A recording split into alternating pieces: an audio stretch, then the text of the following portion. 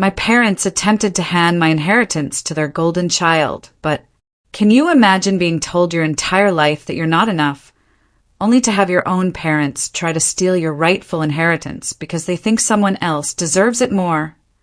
I thought I knew what injustice felt like, but nothing, and I mean nothing, prepared me for that ultimate betrayal. My whole life, I, a 28-year-old man, grew up in the shadow of my younger sister, Amy. She's 25 now, but from the moment she was born, she was the undisputed golden child. My parents, especially my dad, favored her in a way that wasn't just obvious, it was almost cruel. It started early and it only got worse. I still remember my 5th birthday. I got a simple, store-bought cake and a quiet family dinner. Fine, right? Normal. But then, for Amy's 2nd birthday, that same year, my parents threw her this elaborate party. We're talking professional face painters, a bouncy castle, even a petting zoo. Just like that, the blueprint for my childhood was laid out. She was the star and I was just there. As we grew up, the differences became glaring. Amy always got the newest toys, the best clothes, and all the attention. I remember when I was 10, I saved up months of allowance, painstakingly, coin by coin, to buy myself a new bike. Amy saw it, wanted one too, and immediately threw a fit. Instead of teaching her about saving or patience, my parents just went out and bought her an even nicer bike than mine. Just like that. School was another battlefield. My parents were at every single one of Amy's functions. Mine? Not so much. In 4th grade, I landed a lead role in the school play. I practiced for weeks. I was so enthusiastic. But on the night of the performance, my parents arrived an hour late, missing my big scene. Their excuse?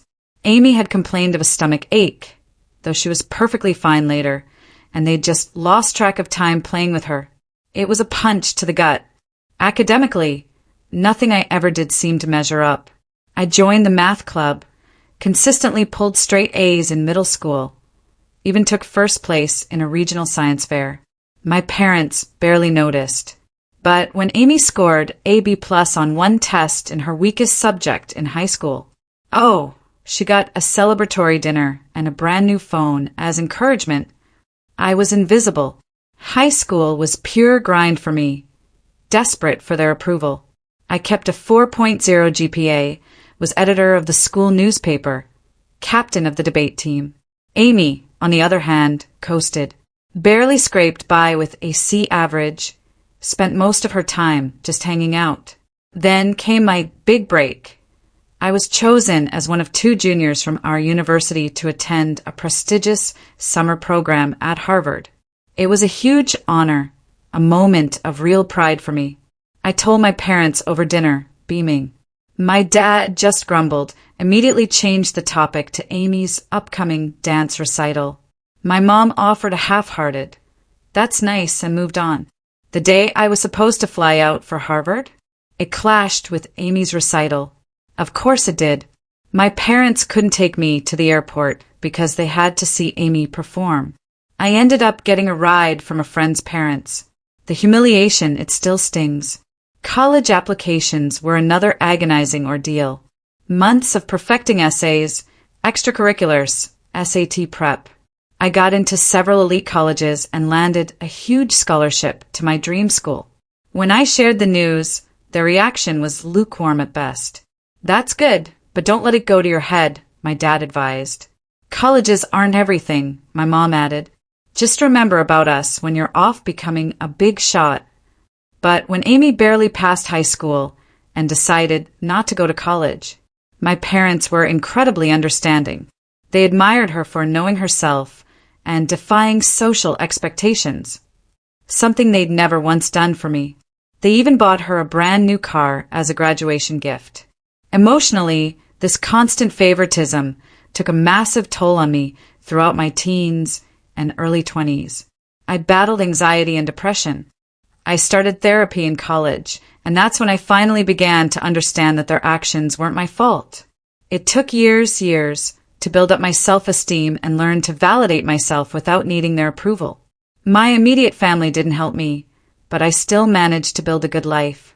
By the time I graduated college with honors, I had a great job in finance, and by 27 I even bought my own house.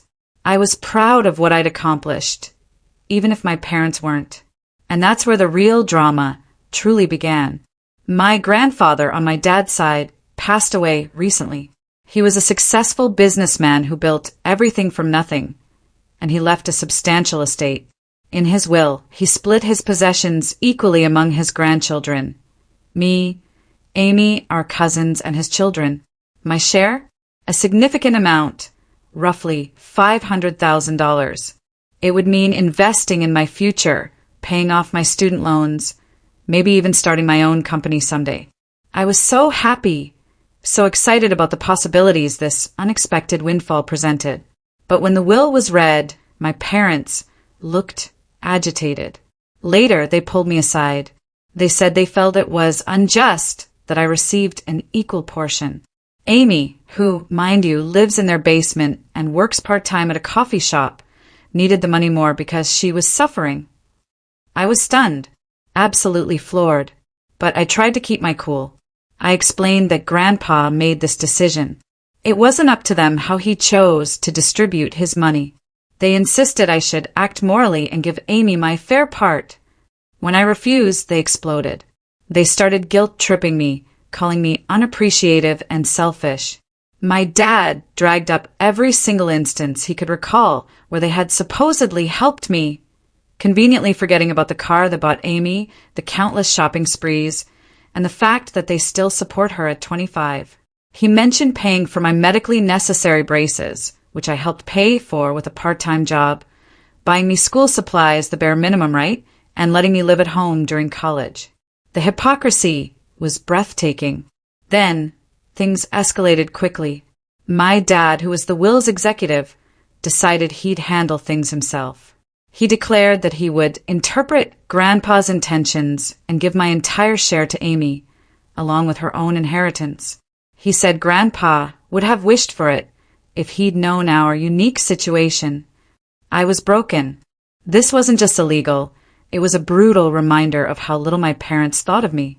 I tried to reason with them, pointing out that Grandpa had always treated all his grandchildren equally, that he knew our circumstances. My mother then accused me of speaking ill of the deceased by suggesting Grandpa would have wanted anything other than what my dad was proposing. I reminded them of specific memories of Grandpa pushing my academic and career goals, but they brushed them off as misinterpretations. They insisted Grandpa had privately voiced worry about Amy's future and wanted to ensure she was taken care of. When I asked why he hadn't just written that in the will, they had no answer. Amy, for her part, was awkward about the whole thing. She didn't criticize our parents. When I tried to talk to her alone, she just shrugged and said, "Mom and Dad know best." She wasn't going to be any help. Feeling utterly misled and wounded, I sought guidance from Grandpa's widow, my paternal grandma. When she heard what was happening, she became absolutely enraged. She informed me that my parents had no authority to alter the will and that this was exactly not what Grandpa had planned. Then, Grandma dropped a bombshell. She produced documents that clarified everything. Years ago, my parents had actually asked Grandpa to leave everything to Amy in his will. Grandpa had steadfastly refused, saying he believed all his grandchildren should be treated equally. And here's the kicker. He'd even included a stipulation in his will stating that anyone challenging the equitable distribution would lose their portion. Armed with this knowledge, I confronted my parents. Grandma's disclosure of their earlier attempt to manipulate the will completely caught them off guard. My dad tried to defend it, stammering about only looking out for Amy's future, but I could see the guilt on their faces. Grandma didn't waste a second.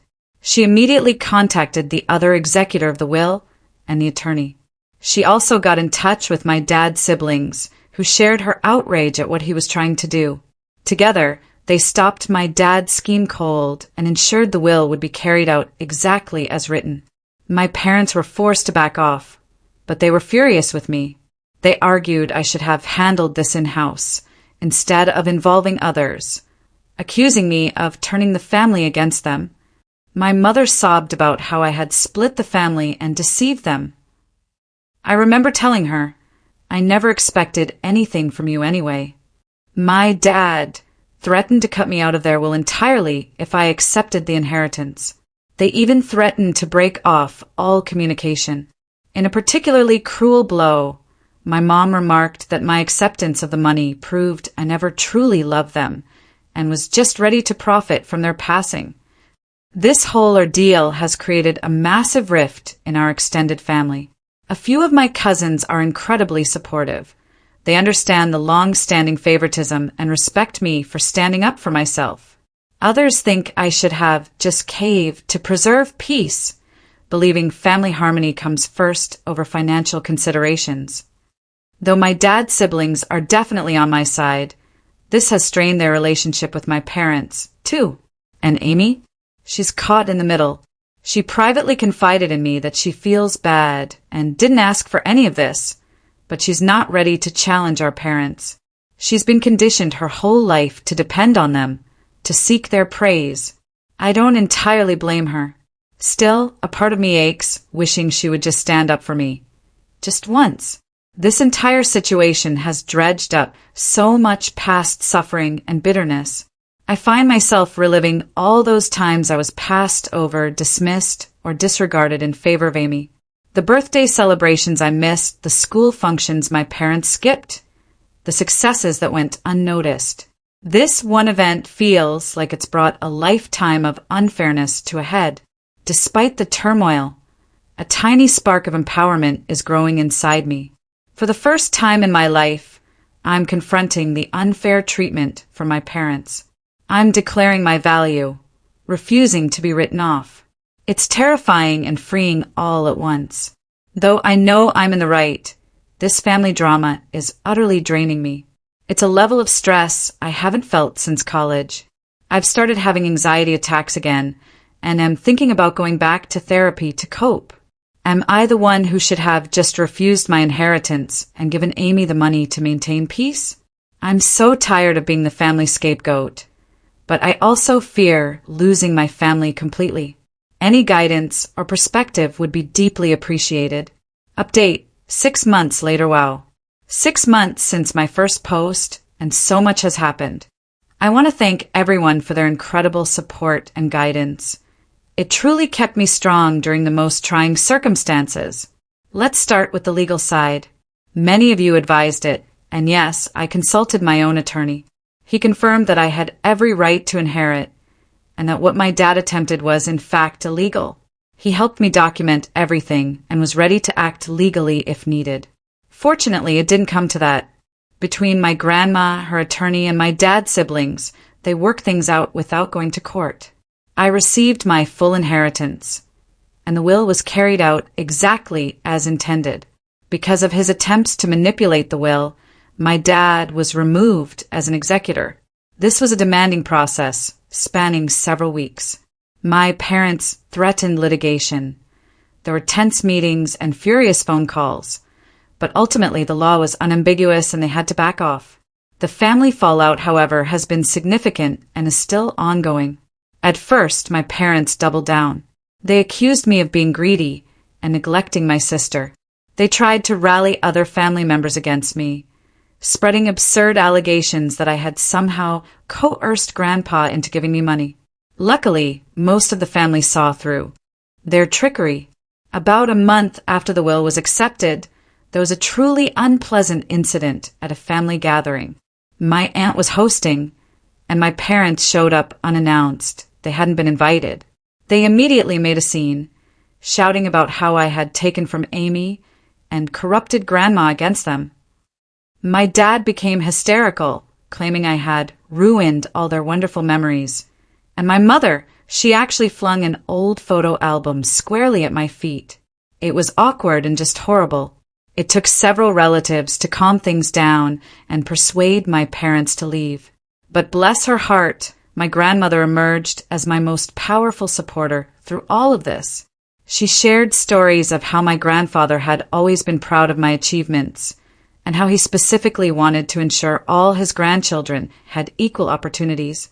She even revealed that Grandpa had kept a scrapbook of my accomplishments, newspaper clippings of academic honors, copies of my college acceptance letters, and even the program from that university play my parents had been late for.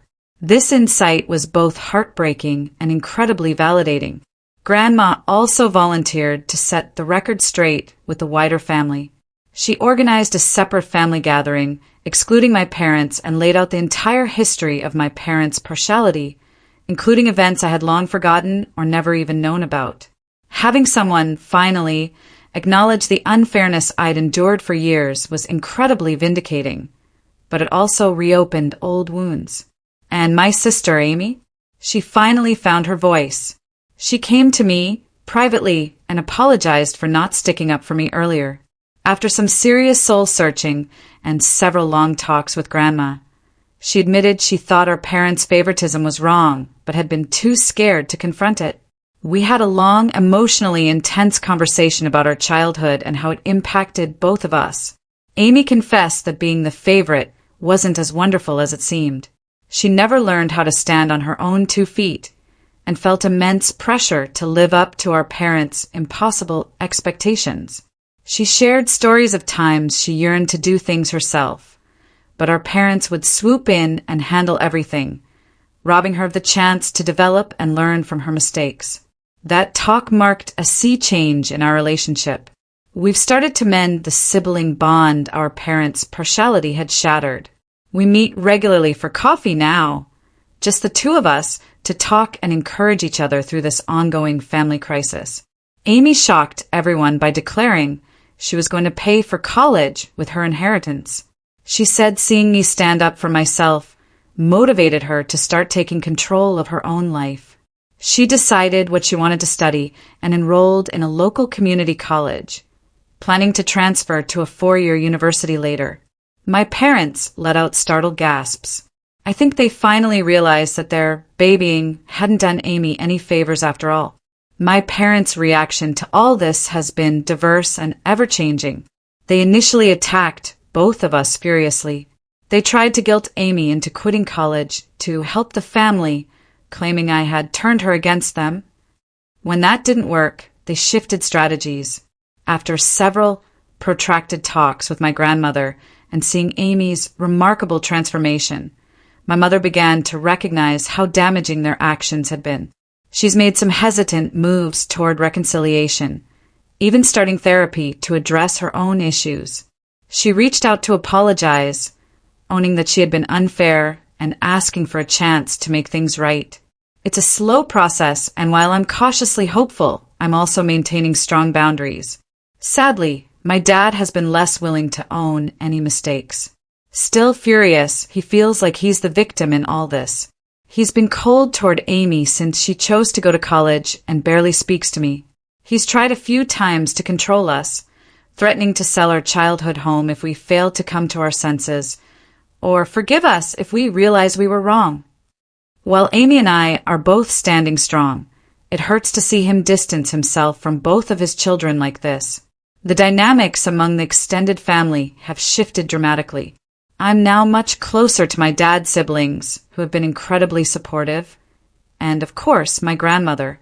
Hearing from my aunts and uncles about how they've handled my dad's challenging behavior over the years has lessened my feeling of isolation in this fight. I've also developed deeper bonds with some of my cousins who stood by me. We've even started a monthly cousin dinner, allowing us all to catch up, free from the drama of the older generations. For myself, I've been making sensible use of my inheritance. Paying off my college loans has given me an amazing degree of financial freedom. Working with a financial advisor, I've assembled a diversified investment portfolio. I've also set aside funds to potentially launch my own company years down the line, perhaps even a community center offering affordable mental health services and financial literacy seminars. But for me, the most significant application of the money has been affording therapy for myself and volunteering to do the same for Amy. Both of us are learning to set healthy boundaries with our parents and are actively working on healing from our childhood experiences. Though it's a long road, I already feel like I'm growing in self-awareness and my ability to overcome emotional neglect and long-term partiality. This whole process has brought some surprisingly positive changes into my life. I've learned so much about establishing boundaries and advocating for myself. Though I know I did the right thing, it hasn't been easy, and there are still difficult days. But I feel good about myself for resisting the guilt and pressure. One of the most unexpected results has been a shift in my career path. Dealing with all this family conflict and going through therapy has really helped me see my own passion for supporting people who've experienced similar family dynamics. I'm currently thinking about returning to school to specialize in adult children of emotionally immature parents and working as a family therapist. I've also started volunteering at a nearby youth facility, helping youngsters from challenging family homes. Being able to offer the kind of encouragement and support I wish I had as a kid is immensely satisfying. I'm even considering creating a scholarship fund for children from similar circumstances, using some of my inheritance. My connection with Amy continues to improve. Once a month, we have a siblings day where we do something fun, just the two of us. Our hike and picnic last month felt like the most relaxed and connected we've been since we were little kids, free from our parents' influence. We're slowly, carefully rebuilding our connection on our own terms. Regarding my parents, things remain tricky. My mom is trying to rebuild our relationship. She's been attending therapy regularly and has even started to see some of the damage her favoritism caused. We've had a few one-on-one lunches where we've had honest, though challenging, talks about our past and the way forward. It's not perfect, but progress is evident. My dad, however, still resists change. He still claims he did nothing wrong and that Amy and I should be appreciative. He refuses to be in the same room with me, missing several family functions because of it. Though it hurts, I'm trying to let go of my need to compel him to see things differently or control his reactions. For both Amy and me, Grandma now serves as a rock. She shares additional tales about our grandfather and his pride in us for advocating for ourselves. She always champions justice and understanding, so she's been a fantastic mediator in family issues. This whole process has taught me a lot of lessons about the true meaning of family. I've come to see that sometimes the family you choose can be more supportive than the one you were raised in. Alongside developing a close-knit circle of friends who have been incredibly helpful on this journey, I've grown closer to my aunts, uncles, and cousins who stood by me. Setting limits and practicing self-care have also become crucial to me. I'm getting better at saying no to situations that compromise my mental health, and I no longer feel guilty about prioritizing my personal well-being. I was so preoccupied with trying to achieve my parents' favor that I had always put off exploring new interests and hobbies. To those of you in similar circumstances, I want to offer this advice. Don't let anyone make you feel bad about getting what is rightfully yours. Even if it generates controversy, it's reasonable to defend yourself. Family dynamics can be complex, but you are deserving of fair treatment. Remember, it's never too late to start building the life you deserve. Seek therapy if necessary. Surround yourself with encouraging people, and don't hesitate to establish limits. Who you are personally defines your value, not how your family treats you. I want to thank each of you once more for your suggestions and encouragement. It meant more than you could ever know during a truly trying period. Though the road has not been simple, I am excited about the future and confident in a self-assurance I haven't experienced in years. I'm excited to see where this new chapter of my life will lead, and I'm resolved to stop the pattern of favoritism and build better, healthier relationships in my own future family. So, I'm genuinely curious, what would you have done in my shoes? Have you ever had to stand up to your own family for what's right, even if it meant a huge fallout? Let me know in the comments below. I truly want to hear your thoughts.